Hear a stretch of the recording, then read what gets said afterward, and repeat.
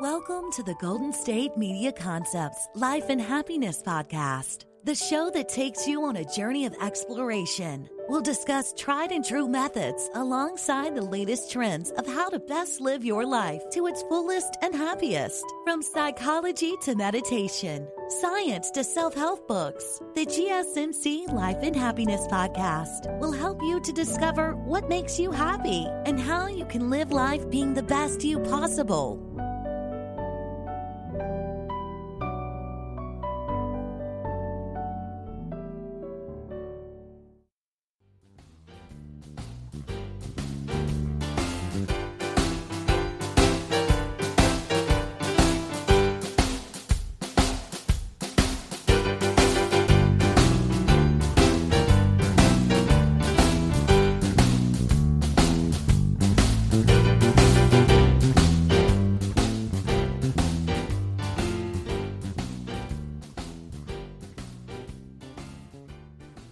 Welcome to you all, and thank you for tuning into the GSMC Life and Happiness Podcast, brought to you by the GSMC Podcast Network. I'm your host, Jeffrey Nolt. I'll be with you for the next hour. Thank you so much for joining us. We begin with our Life and Happiness quote of the day. Life is like riding a bicycle. You must keep moving. Albert Einstein. And our second one, the cyclone derives its power from a calm center. So does a person. Norman Vincent Peale. So stay with us until the last segment when I'll do my Jeff's Daily Happy List and my segment, which will be reoccurring, You Know Who You Are. It's when I feature people that I've witnessed or heard or seen do things that are noteworthy in either positive or negative, but generally positive, because that's what I want to accentuate on this and in this program. We begin with, though, me in a closet. I'm sitting here in a closet. I interviewed with Sarah Meckler from GSMC Podcast Network, and she asked me, Jeff, do you have a studio in your home? I said, I'm working on it. We have 2 dogs. I'm not sure. Sometimes they make some noise, they bark, I'm not sure. She said, you might want to try a closet. The clothes help to mute the bad sound. Well, I said to her, Sarah, I came out of the closet years ago. But I would consider going back into a closet if it helps with this podcast. So here I am. And I've got to laugh. It's a very small little closet in our home. And I put up some acoustic tiles with double-sided tape, and I just refastened them. And last night while I was working on doing some taping, they were falling down like snowflakes in winter. I will not use double-sided tape again. I did get some, my husband went out and got some spray glue, but they say the vapors can be really strong, so I'm waiting to use that. I don't feel like being high as a kite and do this podcast. Just kidding. So here I sit in a closet. Gratefully, it's a safe and warm little closet, and I'm glad to be here.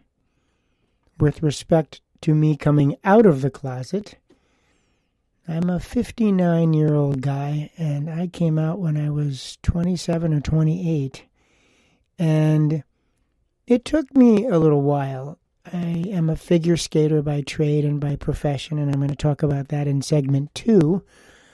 And I didn't want to be another gay figure skater. There are a number of us in the sport. There are a number of heterosexual guys as well, but the focus sometimes is on the gay members of my sport, for good or for bad. But I came out. My sister and I, one of our last gigs was working at Trump's Castle in Atlantic City, and we were the featured ice skating team in this musical review, and I remember going into the makeup room as when I first toured the facility, and I realized that I would be sitting next to the very handsome and talented leading male singer in this review. And I thought, oh my, that could be interesting. And maybe this is the time that things happen for me with respect to my feelings about the same sex and gender. And they did that summer. But I came out to my sister, and then I came out to my mom, who told my dad, and then my brother too. I come from a very loving and accepting family, and I'm very grateful for that. And I really have known no bad situations. I did run across a situation one time, the only time, when I was teaching in York, Pennsylvania, and one of the skating dads of one of the girls who skated made some comments about, oh, you all should go live on your own island and get away from us or something. And I kind of came back at him a little bit and then realized it was just an inside job, his inside job, and I wasn't about to change his perspective. But I have always, and my mom said to me, Jeff, don't make being gay be everything in your life. It's only one aspect of your life. Very wise woman my mom was. She's been dead 25, 26 years, and she left me with some really good advice over the years that I had her, that we had her. So I don't wear it across my forehead. I never have. I'm not one of these that's in your face with it. What I try to do is to live my life as a kind and civil and honest guy who happens to be gay. To me, the greater lesson for people out there is to see me and others behaving well, as other members in society are asked to behave. That's how I focus on it. That's what I've done. And it's worked pretty well. I do, however, appreciate the stance that many gay men took historically to make it okay that we are respected as anyone else is in this country and should be. It is, in my opinion, not a choice. It was in my gene pool, and that's what I am. I am homosexual. But it, as I said, is only one part of me, and that's where I keep it. Next, in the womb and into life. I was talking with my husband, John, and he was telling me that he remembers a priest in the Philippines explaining to nurses, John is a nurse, a very top-level nurse, does cardio and thoracic surgeries, and he was explaining to me how this priest explained and helped the nurses with how you could explain dying to someone and what that entails, and to make it less to be feared.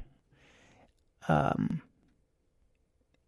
he was talking about, this priest, how when we're in the amniotic fluid in our mom's bellies, that we're safe and we are confined, we're fed, and all our needs are met.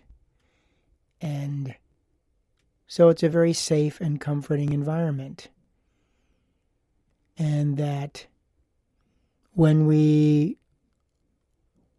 our moms are giving birth to us, we make it painful to the mother because we're trying to make it clear that we want to stay in this very safe and comforting environment.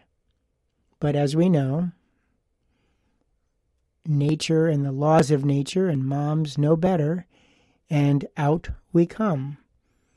We take our first gasp and we start crying, and we realize that it's not so bad on the outside, that it is also hopefully comforting and warm and loving, and that our needs are met as well. And that the correlation can be made that just as in the beginning of life, that the end of life does not have to be feared, that it too will be comforting and that the needs will be met after we die. So it was an interesting thing. But it got me to thinking, in the womb and into life. When we are a fetus in the womb, it was really believed early on that it was purely biological. The mother's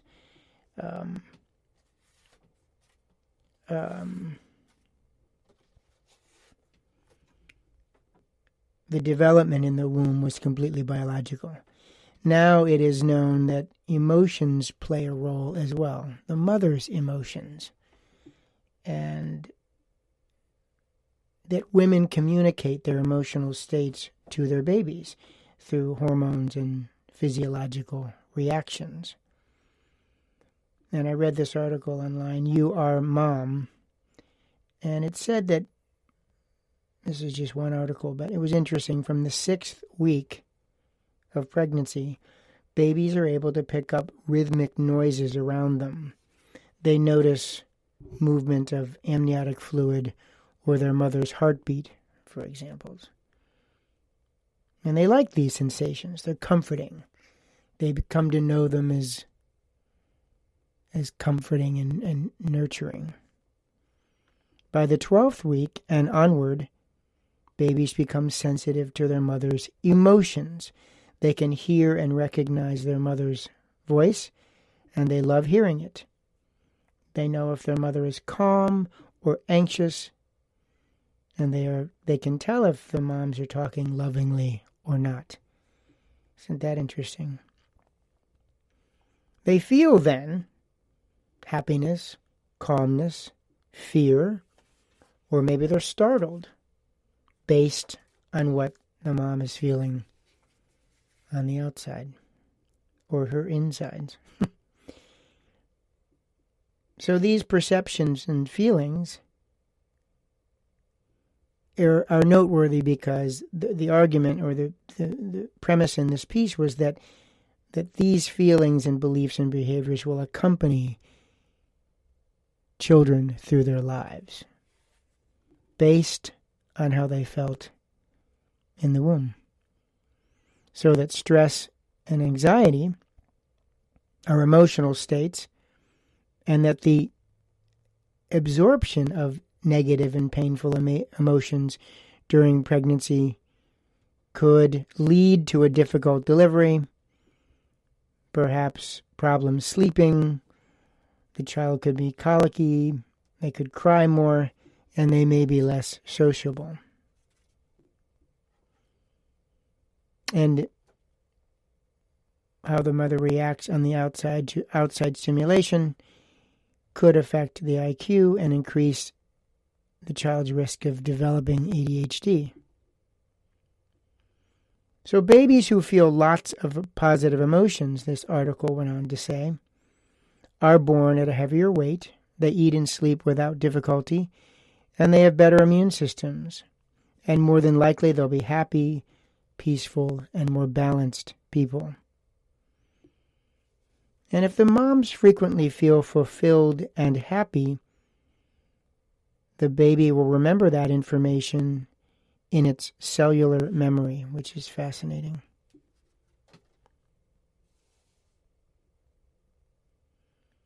So, what you feel and what you think about as a mother will have a huge impact. If the fetus feels protected and if all the needs are met, then there will be more than likely calmness and security and love. So, how then can the fetus have a positive life in the womb? Well, a lot of moms sing to their babies, to their fetuses. Maybe they read stories. Maybe they give sweet and affectionate words for the baby that will be, which leads to an emotional bond. And I think a lot of moms take walks and head out into nature just for the very nature of nature, that it's comforting and it's natural and it's honest and stress reducing generally, unless the bear is bearing down on you. Sometimes moms may play soft music or visualize your baby with positive qualities and imagine them being happy, successful, loved in every stage of their life.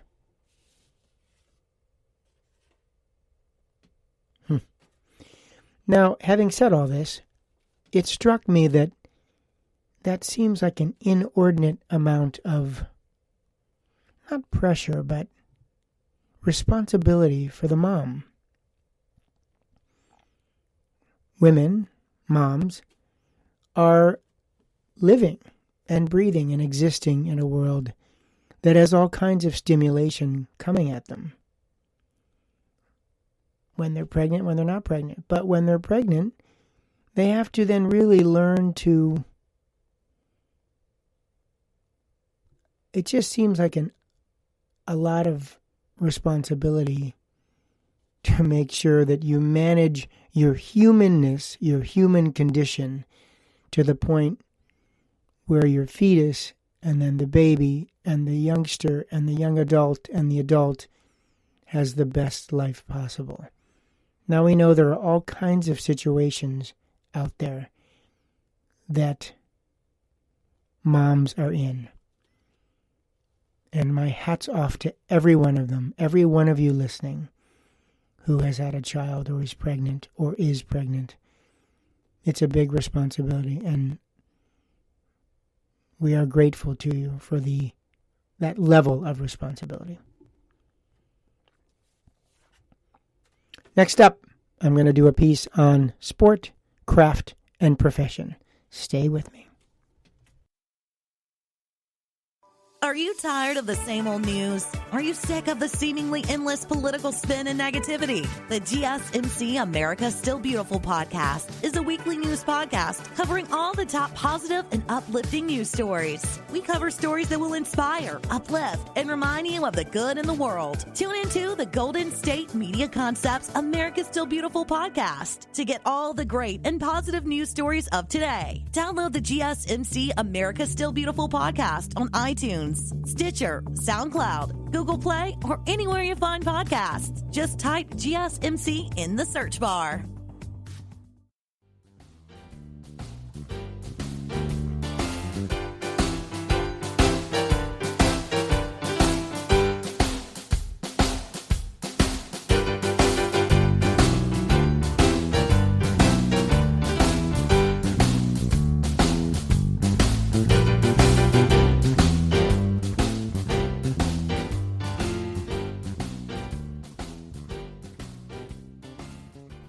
Welcome back to the GSMC Life and Happiness Podcast. This is Jeffrey Nolt, your host.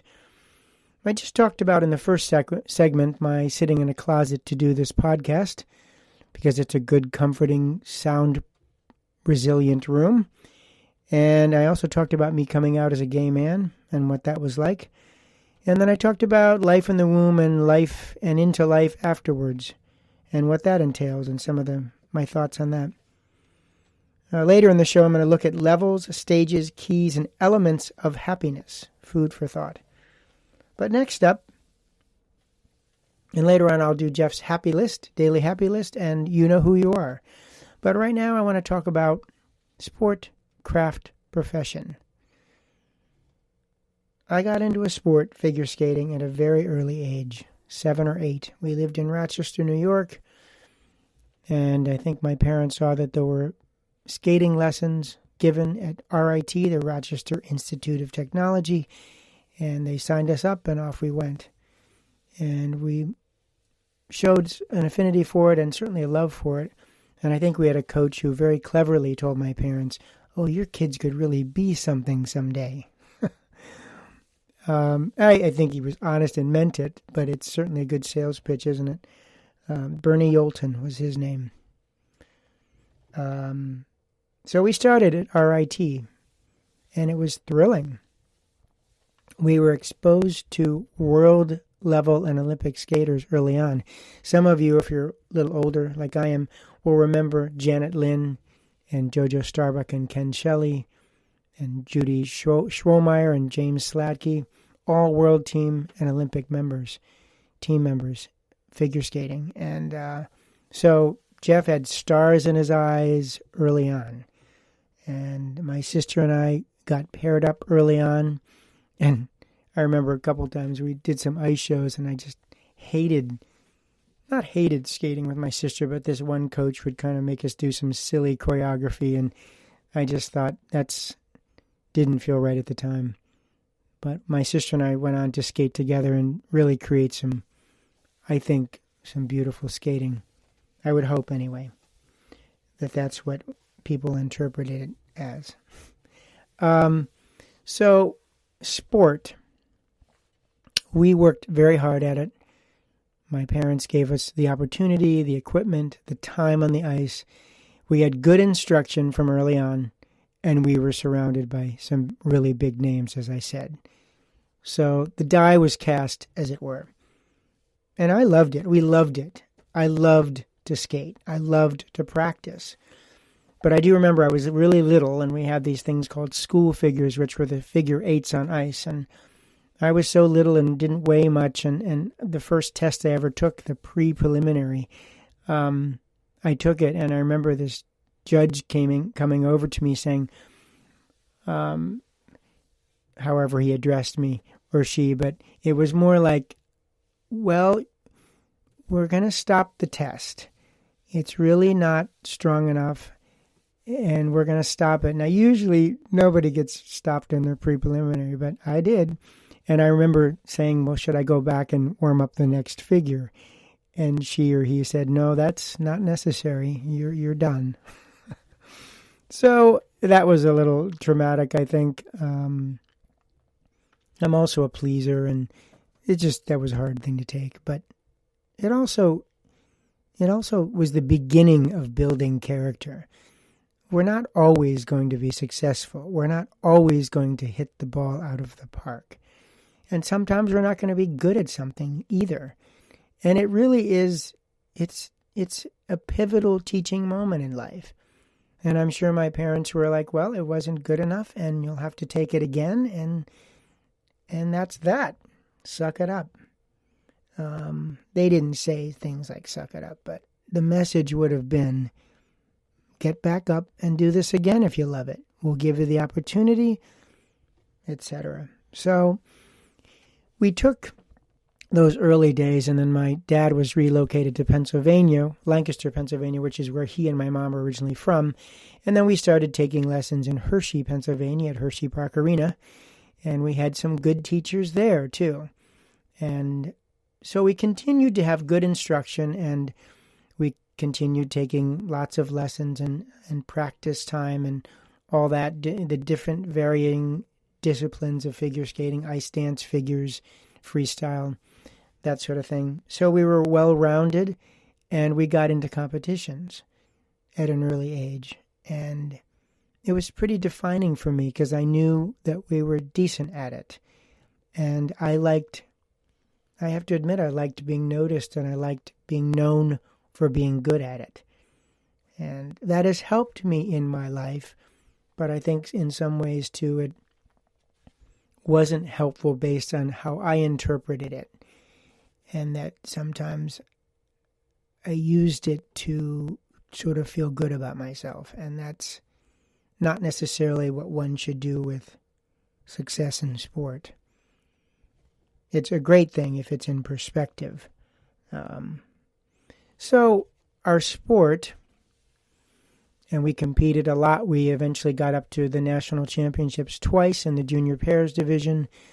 The first year, it took a while for us to make nationals. My sister and I, we were very similar in height, and it was hard for me to lift her and to do some of the things that other teams where the guy was much bigger than the girl could do. No excuses. It just took us a little while to get there, and my sister sometimes had difficulty with nerves under pressure, and she was certainly allowed to go through that. That was her path. I tended to do well under pressure. I would always get kind of nervous before we went out on warm-up, when the Zamboni was going around, for example. And then once we hit the ice, I just loved it and thrived on it, and have used that ability or that knowledge that I can be good in pressure to help me in other aspects and experiences in life that were similar in feeling inside to that, the nerves of competing. So that's been a real advantage. My sister eventually got better at it, as one does. Usually, the more you do it, the more you compete, the more you put yourself out there, the better it gets generally. Now, there are some skaters who, God bless them, just never quite pull it together. They just can't pull it together. Something just triggers either a meltdown or just a sort of a philosophy of I quit. If I make a mistake, I quit. I just let the whole thing go. And sometimes in competition, one mistake can just be one mistake. It doesn't have to snowball into 4, 5, 6 mistakes. But that's within the skater. It really is. And that's why I loved skating. It is me against me, primarily. Eventually, my sister and I became more artistic and artists. And we knew that we were good with the physicality of it, but there was a point at which my sister became fearful of being thrown into triple jumps and doing much more complex lifts, and I understood it. It was hard to understand it at the time because I wanted to make an international team. I was looking to be defined by skating more, and we didn't do that. We did compete in a professional competition in Spain initially and came second, and that became a title for us when we went on to join Ice Capades. But it was at that time that the sport became more of a craft. It became more about, okay, how are we going to express ourselves to music to bring something of joy to an audience? My sister and I were more artistic as athletes, and we were known for that somewhat. So, but we were really fortunate to get into Ice Capades, and through some of the influence of our coach, Ron Ludington, with some people in Ice Capades, some scouts, and we got an audition in Philadelphia. I'll never forget it. I believe it was a Friday night, maybe a Saturday night, and a lot of the cast came out traditionally to watch auditions, and we did this piece, To Send in the Clowns by Johnny Mathis, which really was kind of our whatever the piece was we were known for in a lot of shows that we did, and it always got a good reception, so we used that as our audition, and we got hired by Ice Capades. We were hired as the understudies to Ty and Randy. Some of you may remember them if you know skating. Very well-known team, world champions, and we were their official understudies. So when they went from one company to another company in Capades, there were 3 touring companies of Capades at the time, and they would use Ty and Randy in different companies. When they left East Company, which is the company we were in, we would go up in their spot. So it was very exciting.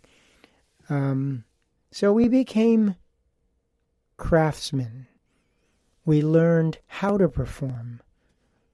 And when you do 3 shows on a Saturday, you have to dig in somewhere and you have to give that performance for every audience that's coming through the door, whether you feel like it or not. Fatigue, hunger, whatever the issue might be, lack of sleep, too much sleep, death in the family, death of a dog, that kind of thing. You have to go out and entertain, and you trust your skills, which you worked long and hard to get, and then you bring something from inside you to that audience. It sounds a little overdone when I say it, but it really is true. And that's life, too. We must sometimes dig in and not respond to the the negative or the hurtful or the fear in our lives. And we all feel those things.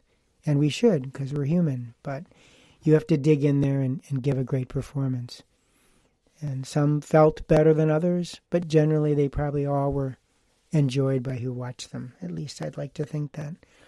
So the craft and the craftsman now became the professional. And as soon as we accepted money and joined capades or taught skating, we were professionals. But what I mean by that is I chose to make it my life's work by being a coach of figure skaters, to give back what was given to me. And that's an important premise in my life, is to give back what was given to me. And we were taught really well by some great coaches, and we learned to be good performers, and I felt like I could give that back to the next generation of skaters that I was going to teach. And I think it's a very admirable profession, and the money rate is quite strong.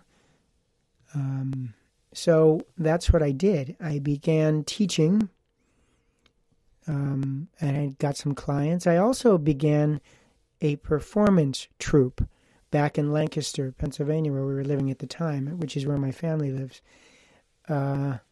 And what I wanted to do was give these kids and adults some experiences with original choreography and costuming and music and all that sort of thing, and do shows each year, not to compete as a performance group, but to teach them, hopefully, some of the things that I learned and enjoyed from being an artist and an athlete. And it was successful. It was always very popular. I wanted to help people, kids or adults, face fear too. Many times kids would sign up for a performance troupe and they were very intimidated by it, because there were things that I would ask them to do. For example, I'd maybe ask somebody to stand up in the middle of the room and tell us about their day.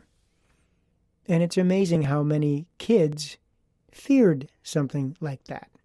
So if they feared that, how then are they going to truly express things to music and the choreography that I would give them?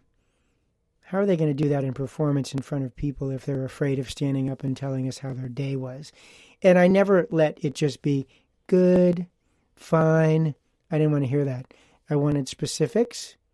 I wanted to know. I wanted them to search inside themselves a little bit and really tell us, for example, how their day was. So,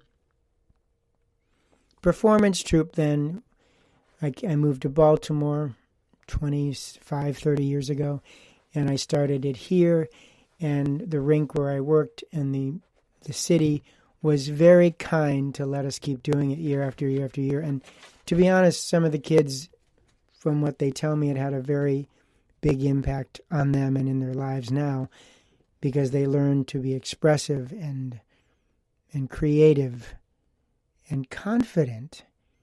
And what more can we want in life than to be expressive, creative, and confident? And we also made it a condition that they had to treat each other with respect.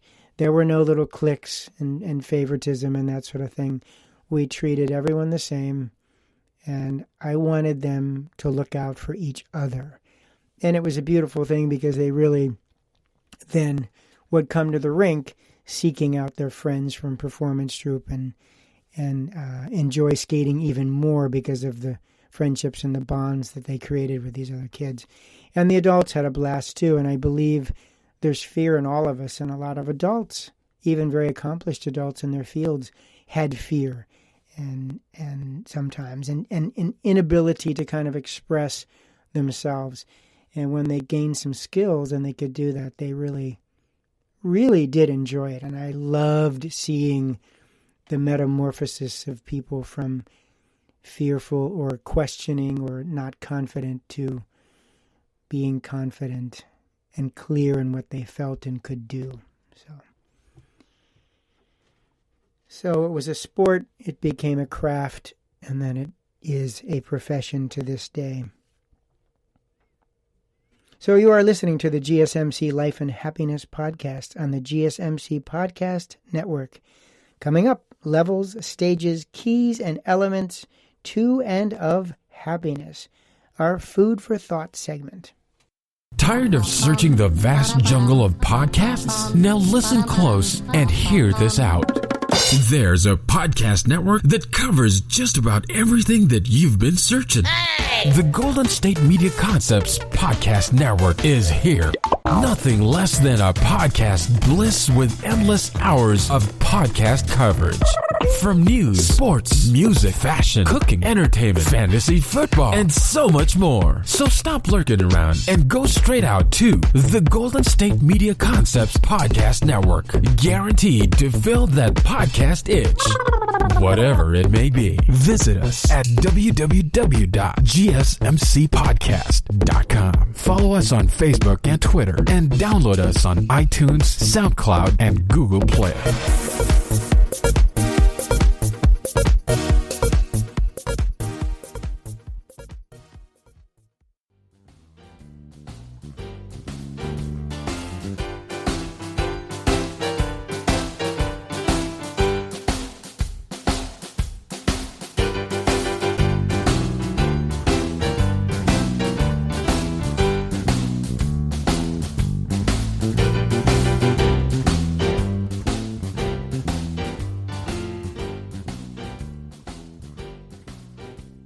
Hello and welcome back to the Life and Happiness Podcast. My name is Jeffrey Nolt. I'm your host here on the GSMC Podcast Network.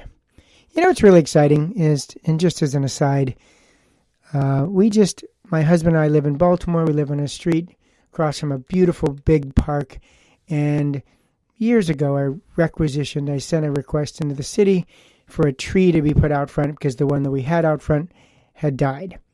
And just moments ago, a crew came and dug out that old stump, and our new tree is on the way. So life does continue.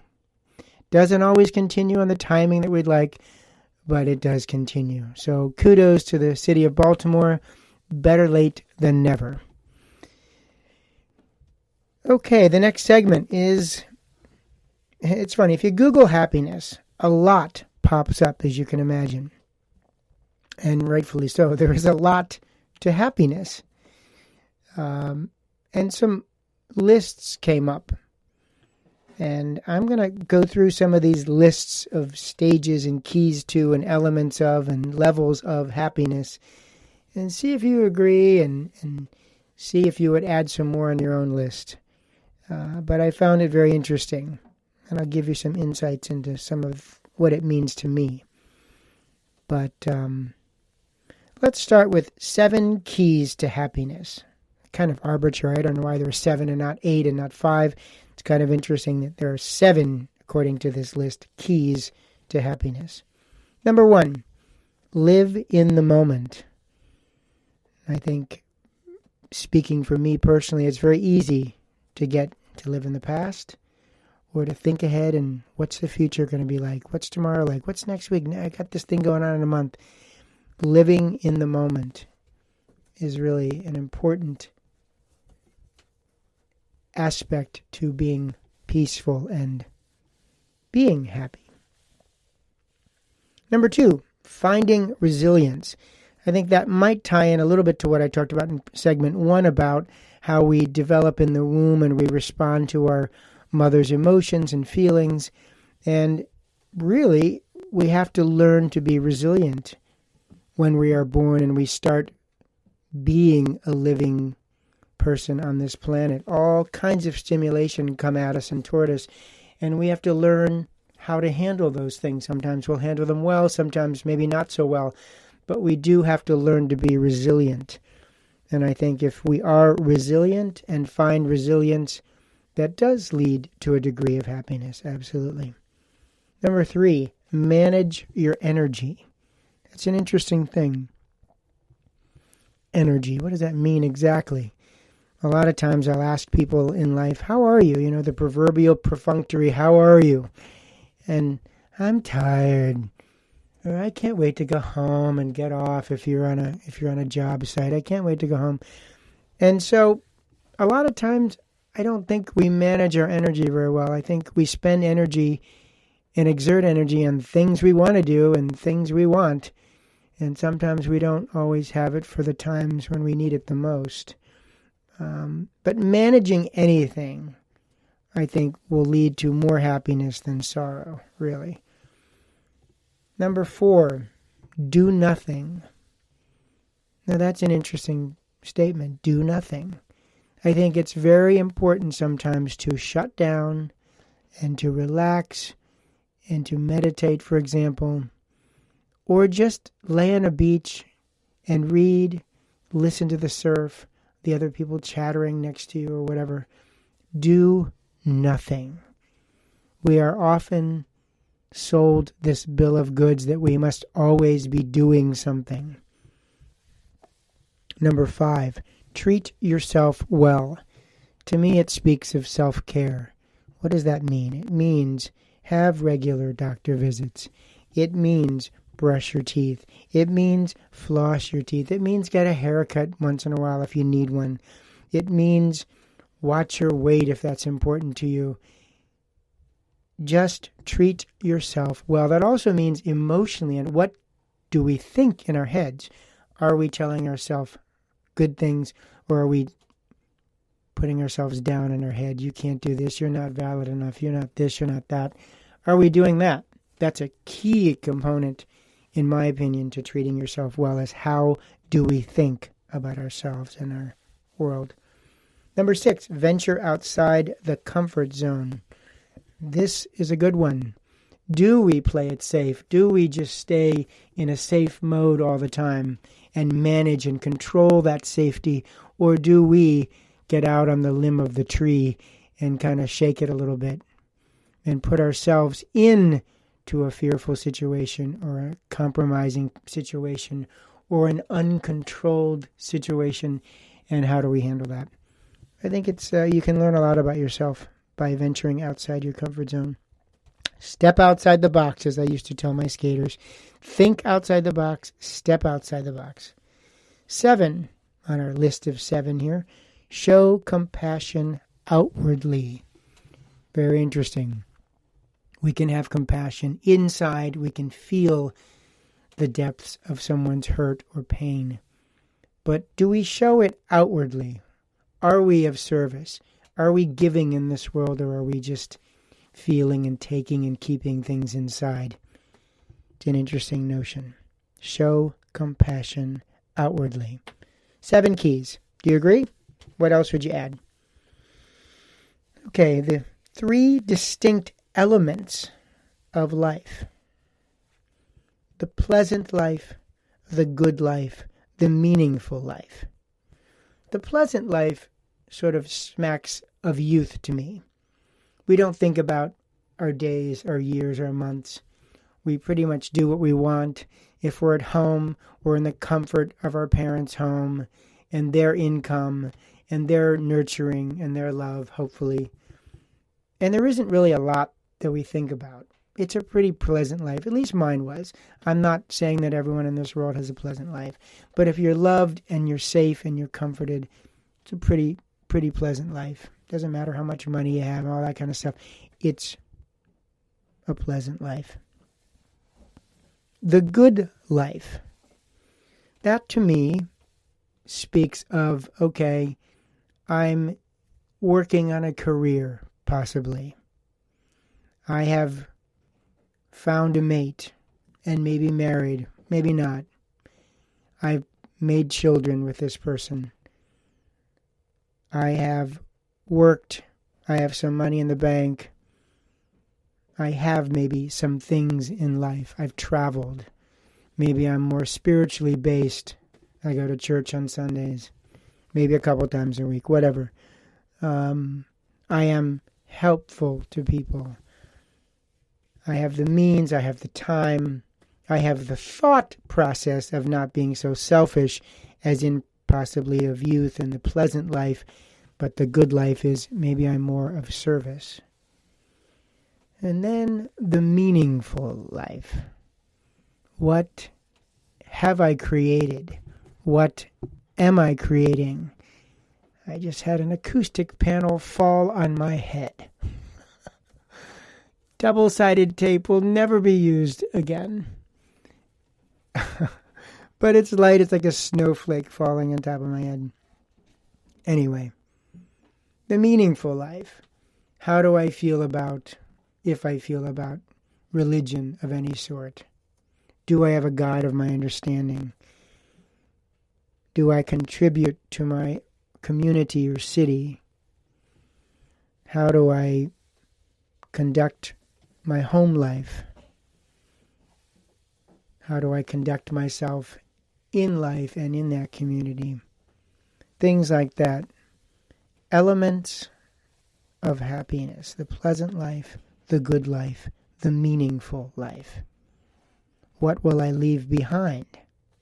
What is my legacy if there is going to be one?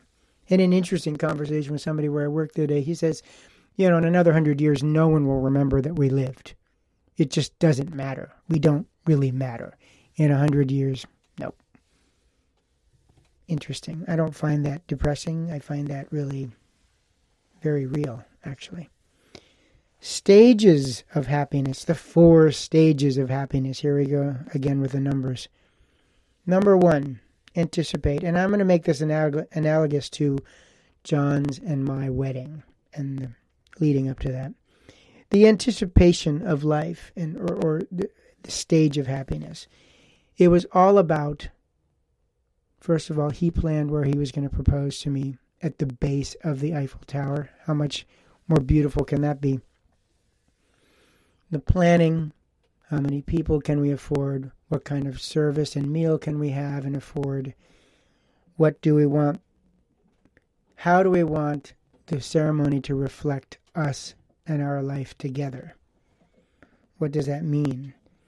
And all the planning that went into it. He did so much of it. He had a lot more of an idea of what he wanted.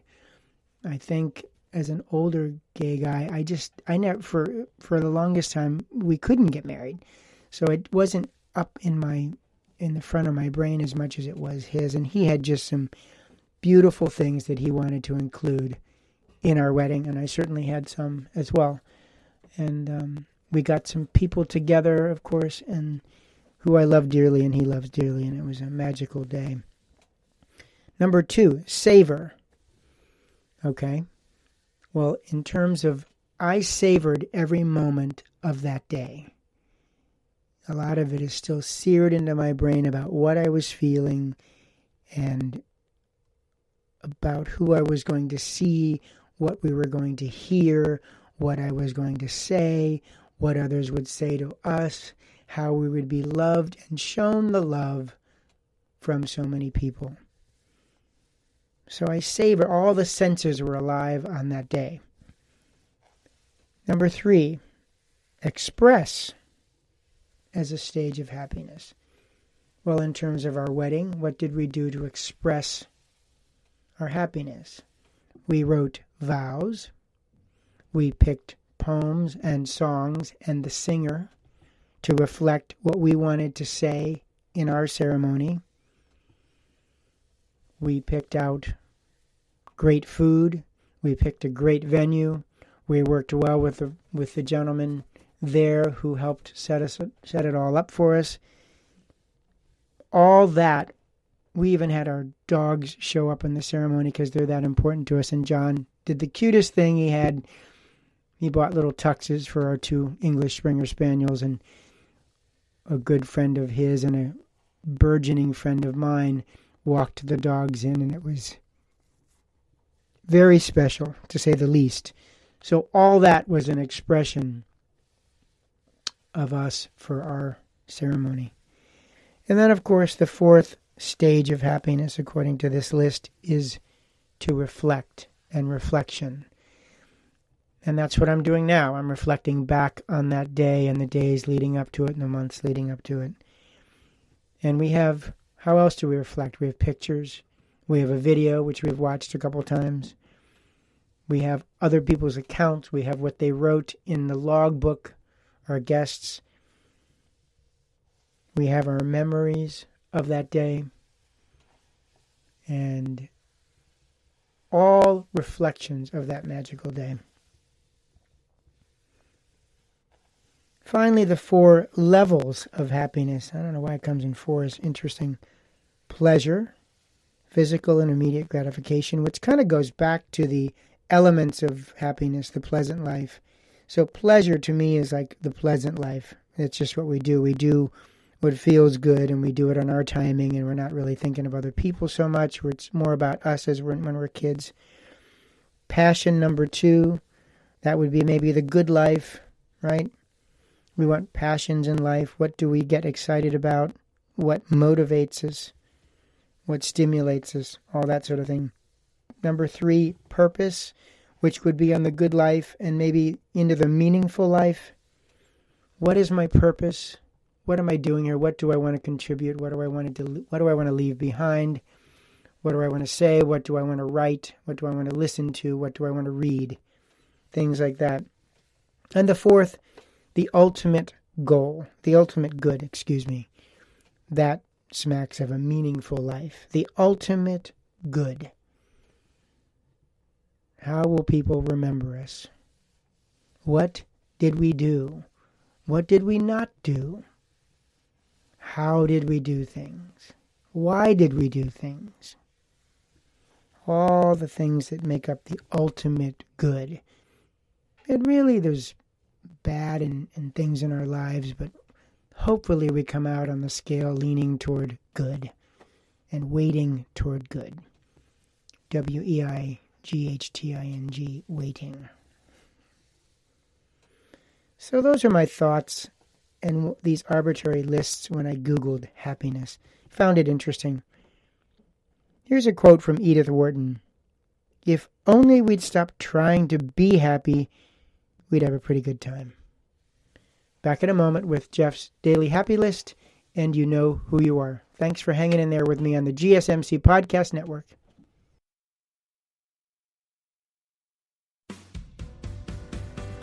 The Golden State Media Concepts Travel Podcast, the show that gives you advice on everything travel. We explore places you've always wanted to go, as well as giving tips for traveling in those places. We'll give you advice on the best sites for travel tips, information, and discounts. Join us as we travel the world, explore cultures, and meet new people. The Golden State Media Concepts Travel Podcast has got you covered. Download the GSMC Travel Podcast on iTunes, Stitcher, SoundCloud, Google Play, or anywhere you find podcasts. Just type GSMC in the search bar.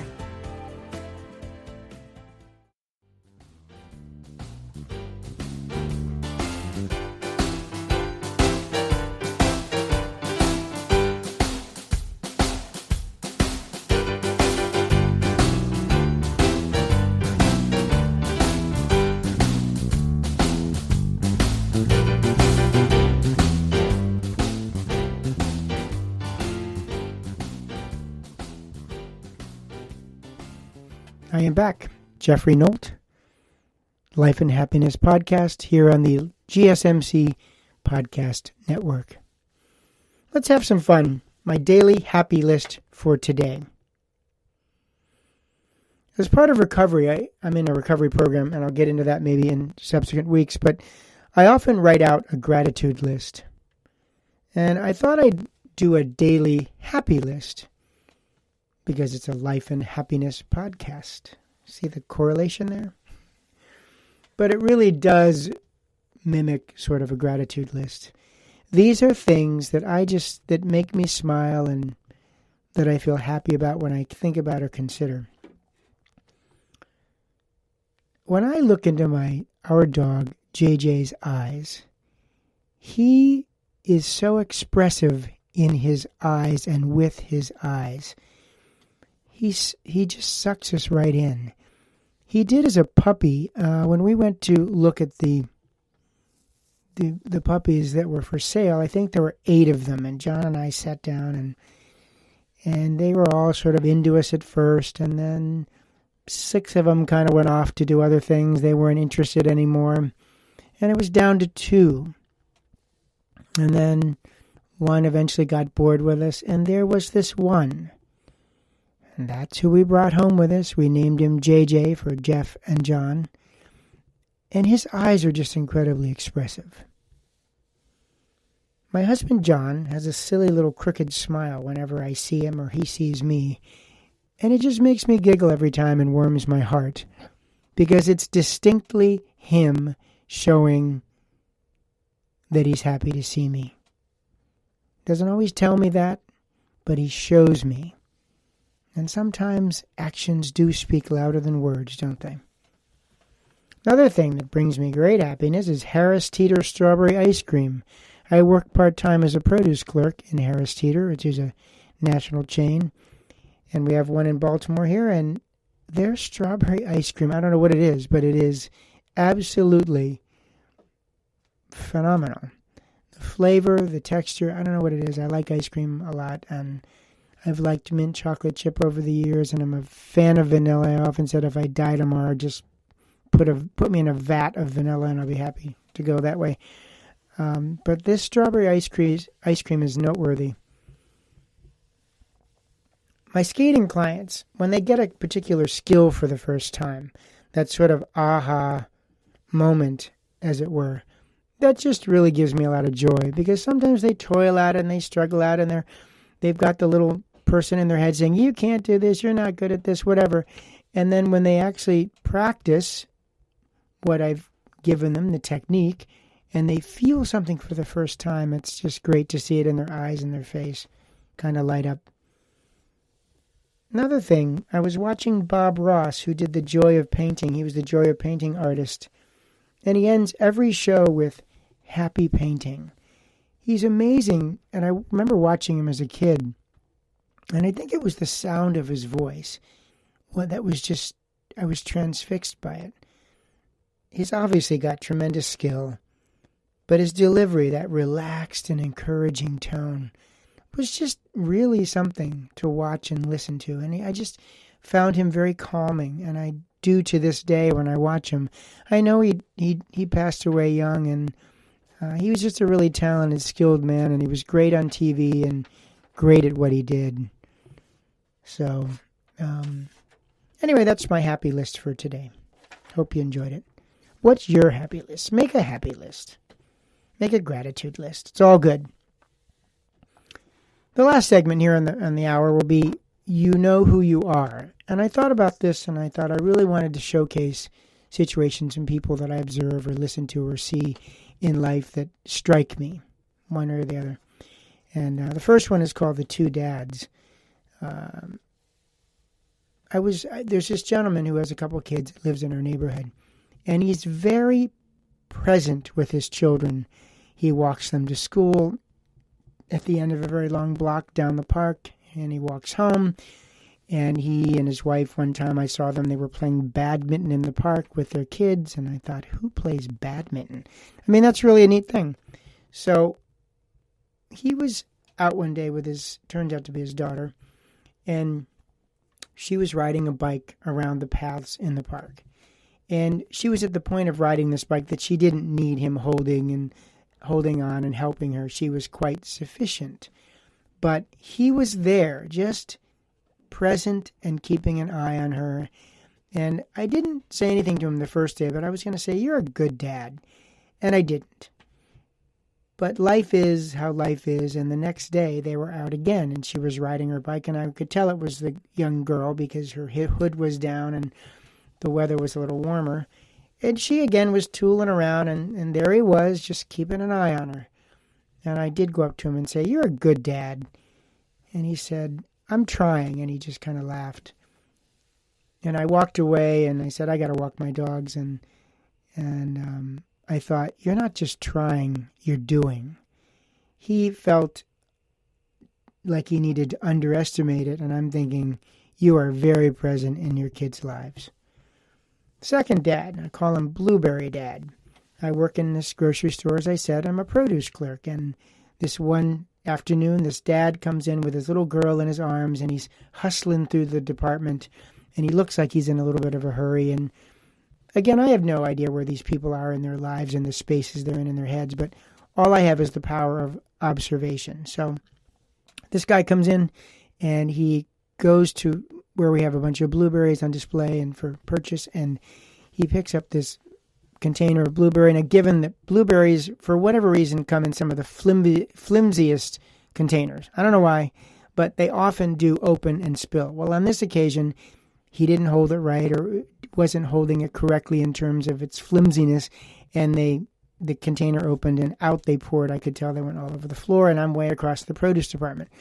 Well, this blueberry dad didn't kind of miss a beat. He sort of like looked down and he looked back at the display of blueberries, and he went back and he got another container of blueberries, was more careful this time, and then hustled with his little girl off to the checkout line. So, but I made note of it because I thought, that's interesting. He just spilled something in these blueberries in the department. Somebody, like me, will have to clean them up. Now, again, I don't know where he was in his life. I don't know what was going on in his head. All I know is the message that he sent to this little girl. Now, she was young. She doesn't get the message yet, but was, you make a mess, you don't have to clean it up. You just hustle away. For better, for worse. I don't know. I don't know what was going on in his world, but he didn't clean up the blueberries that he blatantly spilled. Next, Mrs. Royal Farms, I call her. There's a convenience chain in Baltimore called Royal Farms. Family-owned. Nice convenience stores. And this one lady in this one Royal Farms keeps the coffee station absolutely immaculate. I go in there, and I actually drive a little bit out of my way to go to this Royal Farms because I appreciate her efforts so much. I've told her so on a couple of occasions that I really appreciate how well she does her job. She does it well because she cares to do it well. She really wants the place to be picked up and clean for the next customer.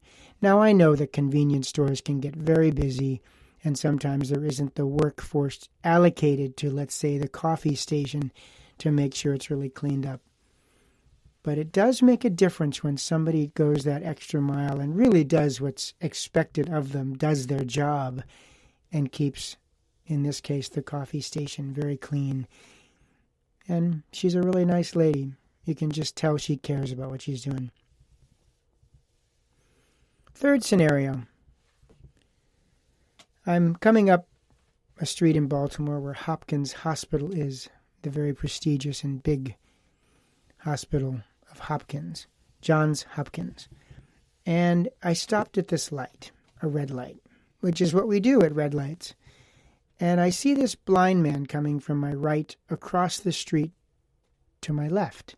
And he's tap-tapping. He has the blind man's stick out in front of him to help him determine where obstacles may be based on the sound that I guess comes back from the sound of this clicking on the pavement. And he heads across the street to what is a liquor store. But he ends up being to the left of the front door. So he's not sure where he is.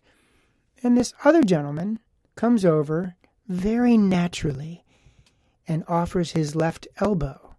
Now the blind man can't see the left elbow that's been offered, so the man takes the blind man's left hand with his right hand and places it on his elbow so that he has a reference point and he feels safe and he knows that there's contact.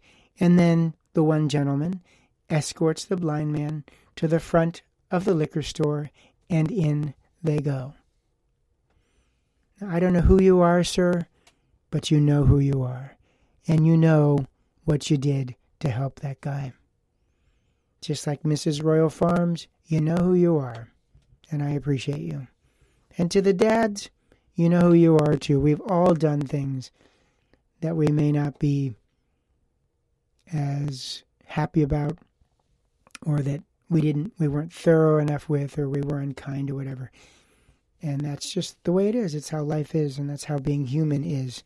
But I thought that was interesting. The fourth scenario that I want to share with you is, I call it Stairway to Heaven, Stairway to Pain. I was told by a friend that he, in his efforts to clean up and to do some house cleaning, not only dusted his hardwood floors, but he waxed them. Well, consequently, if you wax a hardwood floor, it's going to become very slippery. So this friend waxed them, and 2 days later, fell down some of the steps. Totally, from what he said, hit the heels went out from underneath him, and boom, boom, boom, 3 or 4 steps. And his elbows apparently took the brunt of it, and there was some pain, but no other pain other than that. And so the stairway to heaven became the stairway to pain. Note to self, don't wax your staircase. And what's interesting is that fourth scenario was me. It wasn't smart, and I laugh about it to this day. I still have a situation with my right elbow, but you don't wax your staircase. You are listening to the GSMC Life and Happiness Podcast, brought to you by the GSMC Podcast Network. I would absolutely love it if you remember to subscribe to the show and write a review. That really helps us and helps me. And comment on things that we've talked about today. Please follow us on Facebook, and if you can, on Twitter and Instagram. Until we meet again, my friends, make some great moments. Bye-bye.